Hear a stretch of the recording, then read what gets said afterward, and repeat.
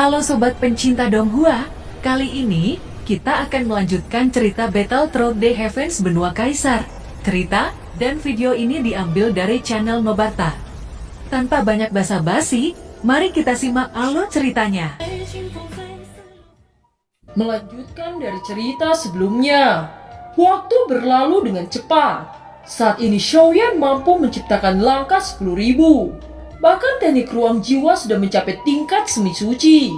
Akhirnya Anda keluar. Sudah 2 kali Anda melakukan retret. Ucap Zenny. Ini karena saya ingin menghancurkan Kuildan dan aliansi bayangan. Bagaimana situasi Xiaofu Mansion akhir-akhir ini? Ucap Xiaoyan. Mendengarkan pertanyaan Xiaoyan, Li Xiaolong segera melaporkan. Tim utama memiliki 1.500 anggota yang telah menembus Daudi bintang 5. Ucap Li Xiaolong. Bagus, sebentar lagi saya mencapai kepercayaan untuk menghancurkan aliansi bayangan dan Kuildan. Selanjutnya saya ingin mendirikan agen intelijen di Xiaofu Mansion untuk membuat organisasi pengintaian Kuildan dan aliansi bayangan. Ucap Xiaoyan. Tetapi ide ini membutuhkan premis bahwa jaringan ini harus memiliki kemampuan yang memadai. Dan juga harus menjadi orang yang paling Anda percayai dan setia.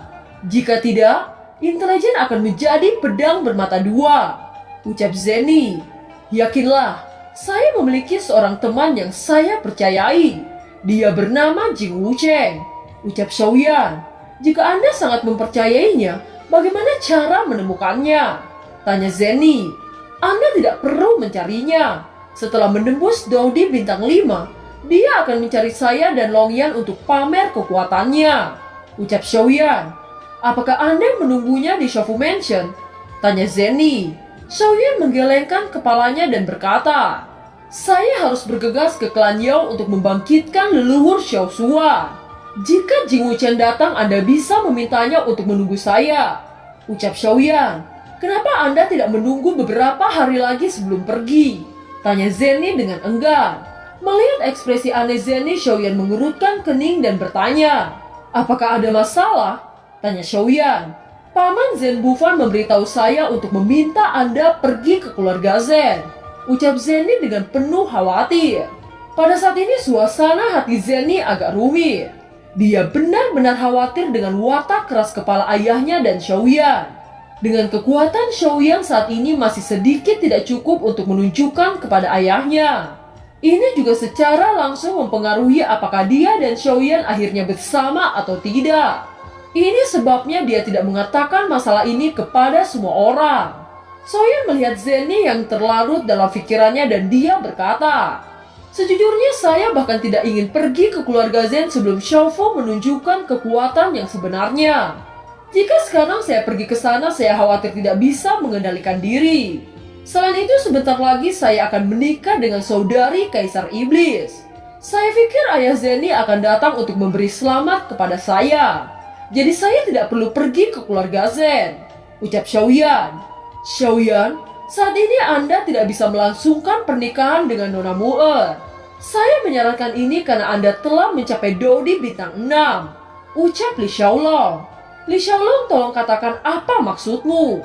Ucap Xiaoyan. Jika Anda dan Nona Mu'er menikah, ini akan menjadi acara yang hebat di Xiaofu Mansion. Pada saat itu berapa banyak tamu yang datang untuk memberi selamat kepada saudari perempuan Kaisar Iblis. Kebanyakan dari mereka yang hadir orang-orang yang berkekuatan tinggi. Jika kekuatan Anda terekspos, itu bisa membawa Anda dalam bencana.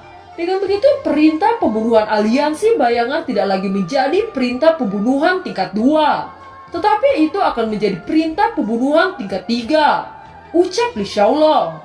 Setelah mendengarkan apa yang dikatakan Li Xiaolong, Xiaoyan akhirnya mengerti. Dan itu memang benar. Xiaoyan memandang Mu'er dan berkata, Mu'er, tunggu saya menjadi kuat, setelah itu saya akan menikahi Anda. Untuk sekarang saya hanya bisa bertunangan dengan Anda. Ucap Xiaoyan. Mendengar ketegasan dalam kata-kata Xiaoyan, King Mu'er tersenyum. Dia membuka mulut lalu berkata, saya mengerti, saya menerimanya. Ucap King Mu'er dengan malu dan sedih. Baiklah, kita tidak perlu mengundang orang-orang luar untuk pertunangan ini. Ucap Xiaoyan. Setelah melakukan pertunangan singkat, Xiaoyan pergi ke klan Yao untuk membangkitkan Xiao Xuan. Xiaoyan juga mendengar kabar bahwa lubang cacing di kota Jingming dimasuki aliansi bayangan dan Kuildan. Dia tahu begitu dia meninggalkan Shoufu Mansion pasti ada seseorang yang mengikutinya. Saat ini Xiaoyan tiba di kota Wang secara diam-diam. Dia percaya aliansi bayangan ataupun Kuildan tidak dapat menebak kemana dia pergi. Sesampainya di hutan Fenglin, Xiaoyan melepaskan kekuatan jiwa. Dengan kekuatan jiwanya saat ini dia mampu menutupi seluruh hutan Fenglin. Setelah itu Xiaoyan melesat menuju kedalaman hutan Fenglin. Meskipun begitu Xiaoyan sangat berhati-hati. Dia tahu bahwa orang-orang Kuildan adalah alkemis dan memiliki kekuatan jiwa yang tidak lemah. Oleh karena itu meskipun Xiaoyan yang berada di Dodi bintang 6 dia tidak berani meremehkan musuh. Setelah beberapa saat Xiaoyan merasakan ada 3 orang di kedalaman hutan. Mengapa hanya ada 3 orang? Seharusnya mereka mengirim lebih banyak orang. Saya dapat merasakan bahwa orang-orang ini berada di Dodi bintang 6 tengah dan menengah. Mereka bersembunyi di antara pohon-pohon besar di depan. Tidak peduli kalian berjumlah 3. Karena kalian dari aliansi bayangan yang seperti parasit, maka aku akan menghancurkan kalian. Ucap Xiaoyan dengan niat membunuh. Ketika kata-kata Xiaoyan jatuh, tubuhnya menghilang dan nyala api menyapu dari atas anggota aliansi bayangan. Pupil mata anggota aliansi bayangan menyusut. Secara naluriah dia menembakkan pistol perak. Sebelum pistol perak mengenai nyala api, tiba-tiba bayangan penguasa suan api melesat ke arah salah satu dari ketiganya. Dia tidak dapat menahan 2 serangan yang begitu ganas. Dengan cepat tubuh salah satu dari aliansi bayangan berubah menjadi kabut darah. 2 anggota aliansi bayangan yang melihat kejadian ini sangat terkejut. Mereka melompat keluar dari persembunyiannya dan berteriak, "Siapa Anda?" Teriak orang aliansi bayangan yang bernama Yuan Feng.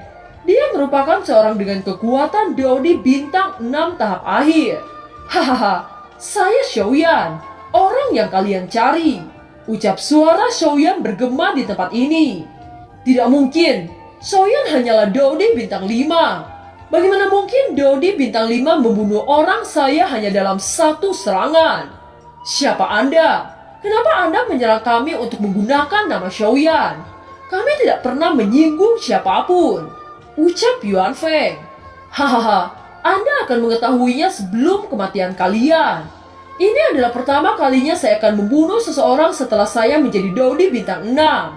Ucap Xiaoyan perlahan-lahan muncul di hadapan mereka. Tanpa menunggu mereka bereaksi, tubuh Xiaoyan melesat dan menghantam keduanya dengan kekuatan api langit berwarna ungu merah. Xiaoyan tidak memberikan mereka kesempatan untuk bernafas saat kekuatan jiwa melonjak menutupi ruang ini. Itu menyusut dan membungkus keduanya di dalam ruang jiwa. Lautan magma yang berisi kekuatan jiwa menerjang mereka menjadi mayat tanpa daging. Setelah Xiaoyan menghapus jejak pertempuran, dia segera melesat untuk menunjukkan perjalanannya. Sekitar 4 jam kemudian Xiaoyan akhirnya tiba di depan gerbang klan Yao. Terlihat 2 penjaga gerbang dari klan Yao bergegas menghampirinya. "Saya Xiaoyan datang untuk berkunjung," ucap Xiaoyan kepada kedua penjaga itu. Xiaoyan, meskipun Xiaoyan belum pernah terlihat untuk waktu yang lama, namun nama Xiaoyan telah menyebar ke seluruh klan Yao. "Harap Tuan Xiaoyan untuk menunggu. Saya akan melaporkannya," ucap penjaga itu. Setelah beberapa saat, patriark klan Yao yaitu Yao Tian dengan tergesa-gesa menghampiri Xiaoyan. Wajahnya dipenuhi dengan kegembiraan saat mendengar bahwa Xiaoyan datang. Melihat ini, Xiaoyan menangkupkan kedua tangannya dan berkata, "Xiaoyan menyapa guru," ucap Xiaoyan. "Hahaha, anak kecil, ini benar-benar kamu.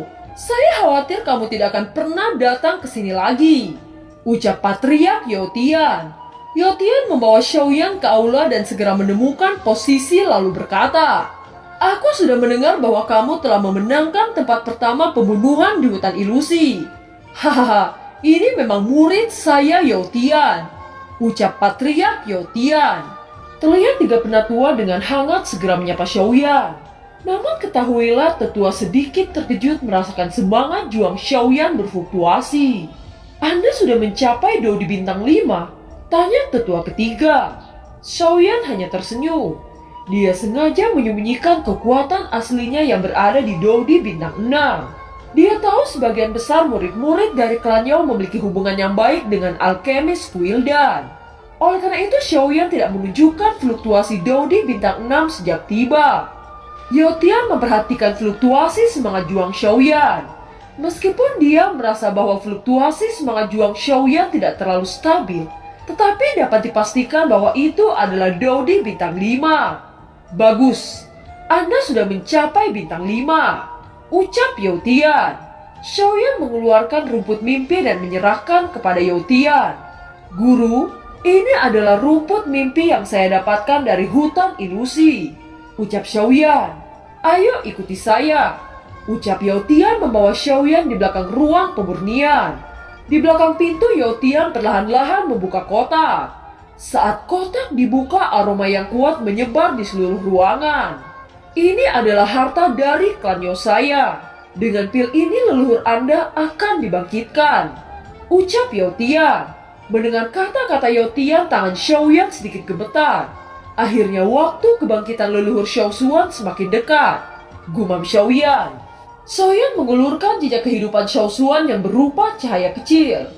Yao Tian mengeluarkan botol giok putih lalu mengarahkannya ke cahaya di tangan Xiaoyan. Jejak kehidupan Xiao Xuan perlahan-lahan memasuki botol giok putih.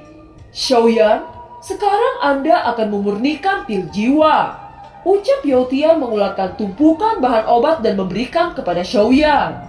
Dengan cepat Xiaoyan mengeluarkan kuali obat. Dia memasukkan bahan pil ke dalam kuali ini. Sekarang kekuatan jiwa Xiaoyan sudah mencapai nirvana tahap akhir. Dia tidak membutuhkan banyak usaha untuk menyempurnakan pil-pil jiwa. Di sisi lain, Yao Tian juga membantu memurnikan pil. Dia dengan cepat mengeluarkan api surgawi. Melihat Yao Tian mengeluarkan api surgawi, Xiaoyan sedikit terkejut. Guru, jenis api surgawi apa yang Anda miliki? Tanya Xiaoyan. Yao Tian menjawab dengan bangga. Ini jenis api jiwa peringkat 19. Dengan menggunakan api ini sangat membantu untuk memurnikan pil jiwa, ucap Yao Tian. Melihat kebanggaan Yao Tian, Xiaoyan berkata di dalam hatinya, apa yang dibanggakan dengan nyala api yang sepele seperti itu? Ucap dalam hati Xiaoyan. Saat melihat nyala api yang dikeluarkan oleh Xiaoyan, Yao Tian sangat terkejut dan spontan dia berteriak. Xiaoyan, kenapa nyala apimu berubah warna? Tanya Yao Tian. Saya mendapatkan api langit di dalam hutan ilusi. Setelah saya memurnikan api langit ini, nyala api saya bermutasi dan berubah menjadi nyala ungu merah, ucap Xiaoyan. Mendengar ini Yao Tian tersenyum pahit. Dengan ekspresi aneh dia bertanya, bisakah kamu menggabungkan api langit? Ucap Yao Tian. Yao Tian memandang Xiaoyan seperti melihat monster. Bahkan leluhur klan Yao tidak bisa menggabungkan api langit. Tetapi pemuda di depannya mampu melakukannya. Setelah beberapa saat Yao Tian bangun dari keterkejutan. Dia menghembuskan nafas panjang. Kemudian dia mulai memurnikan pil jiwa. Untuk waktu yang lama Xiaoyan berhasil memurnikan pil jiwa tingkat 6. Xiaoyan mengeluarkan botol giok dan memasukkan pil jiwa. Dengan instruksi Yao Tian, Xiaoyan menuangkan cairan kehidupan ke ramuan jiwa. Ramuan-ramuan itu membungkus jejak kehidupan Xiao Xuan. Xiaoyan dan Yao Tian memandangi jejak kehidupan Xiao Xuan yang menyerap kekuatan ramuan itu. Pada saat ini segel kehidupan sangat stabil. Bahkan jejak kehidupan menunjukkan penguatan jiwa. Melihat jejak kehidupan sudah menunjukkan penguatan jiwa, Yao Tian menghela nafas lalu berkata, bocah, kita berhasil. Jejak kehidupan leluhur Anda sepenuhnya menyerap ramuan jiwa. Tidak lama lagi dia dapat dibangkitkan, ucap Yao Tian. Guru, terima kasih untuk semua bantuan Anda. Saya tidak tahu dengan cara apa saya membalas budi kepada Anda, ucap Xiaoyan dengan sungguh-sungguh. Yao Tian menggelengkan kepala saat berkata, tidak perlu begitu sopan. Anda adalah murid saya. Sudah semestinya seorang guru membantu muridnya, ucap Yao Tian. Hati Xiaoyan sangat tergerak oleh ketulusan Yao Tian. Xiaoyan dengan cepat berlutut di hadapan Yotian. Melihat Xiaoyan berlutut, Yotian dengan cepat memegang siku Xiaoyan. Dia berbicara dengan lembut. Bocah, guru akan membantu Anda selama itu adalah kemampuan guru, ucap Yotian. Murid akan selalu mengingat kebaikan yang diberikan oleh guru, ucap Xiaoyan. Xiaoyan, karena leluhurmu masih berada di tingkat doseng, dia akan kembali ke benua Doki ketika dia sudah dihidupkan. Leluhur Anda tidak dapat menyerap origin Ki di benua ini. Selama leluhur Anda bukan Dodi secara alami, dia akan terlempar di benua Doki, ucap Yotian. Xiaoyan sudah mengantisipasi ini meski hatinya sedikit berat. Melihat ekspresi Xiaoyan, Yotian memegang pundak Xiaoyan lalu berkata, Xiaoyan, bukankah jika Anda menghidupkan leluhur Anda berarti tugas Anda terselesaikan? Tidak peduli walaupun leluhur Anda terlempar di benua Doki, yang terpenting Anda sudah berbakti pada leluhur Anda, ucap Yotian. Setelah menunggu untuk waktu yang lama, tiba-tiba seekor naga emas terkondensasi oleh ribuan petir menembus ruang. Terlihat naga itu menjerat tubuh Xiao Xuan. Xiaoyan tahu bahwa leluhur Xiao Xuan akan segera dikirim ke benua Doki. Segera Xiaoyan berlutut 3 kali sebelum tubuh Xiao Xuan berangsur-angsur memudar. Scene berganti di barat laut tempat aliansi bayangan. Sebuah bayangan gelap melewati kabut darah. Bayangan itu jatuh ke kuil yang ditangguhkan di tengah danau. Sosok itu berlutut dan berkata, Tuan, ada laporan penting, ucap sosok hitam itu. Laporan apa yang kamu bawa? Ucap suara serak ketua aliansi bayangan. Ketiga orang yang kita kirim untuk membunuh Xiaoyan telah gagal, ucap sosok hitam itu. Gagal? Bajingan, bagaimana mungkin bisa gagal? Ucap ketua aliansi bayangan berteriak dengan marah. Saya dapat mendeteksi keberadaan mereka, namun mereka sudah terbunuh dengan sangat cepat, ucap bawahan sosok hitam itu. Bajingan kecil itu hanya Dodi bintang 5. Bagaimana dia bisa membunuh 3 Dodi bintang 6? Ucap ketua aliansi bayangan. Saya tidak tahu bagaimana dia bisa melakukannya. Namun ini mustahil jika dia bisa membunuh 3 Dodi bintang 6 hanya dengan sekuat bintang 5. Saya menduga bahwa dia membawa seseorang yang kuat untuk menolongnya. Kemudian dia sengaja membuat jebakan kepada orang-orang kita, ucap bawahan sosok hitam. Sudahkah Anda menganalisis kekuatan yang membantu Xiaoyan? Tanya ketua aliansi bayangan. Saya tidak tahu kekuatan mana yang menolongnya. Namun kemungkinan besar ini dilakukan oleh Dodi bintang 7, ucap bawahan sosok hitam itu. Bintang 7? Satu-satunya orang di sekitar Xiaoyan yang menembus bintang 7 hanya Kaisar Iblis King Hao, ucap ketua aliansi bayangan. Bawahan telah memeriksa bahwa King Hao berada di istana iblis saat kita melakukan serangan terhadap Xiaoyan. Bawahan menebak bahwa orang itu berasal dari Sangmeng atau seorang penatua dari keluarga Zen, ucap bawahan sosok hitam itu. Siapapun itu yang melindungi Xiaoyan, saya tidak peduli. Kita sudah gagal selama 2 kali untuk membunuh bajingan kecil itu. Ini merupakan rasa malu di aliansi bayangan kita. Cepat tingkatkan ke level 3 untuk pembunuhan Xiaoyan. Saya tidak percaya bahwa Xiaoyan akan dikawal setiap saat. Kirim 1 Dodi bintang 6 puncak dan 2 Dodi bintang 6 tahap menengah, teriak ketua aliansi bayangan. Perintah dimengerti, ucap sosok hitam sebelum tubuhnya menghilang. Dan film pun berakhir. Terima kasih telah menyimak dari awal sampai akhir ya. Sampai jumpa.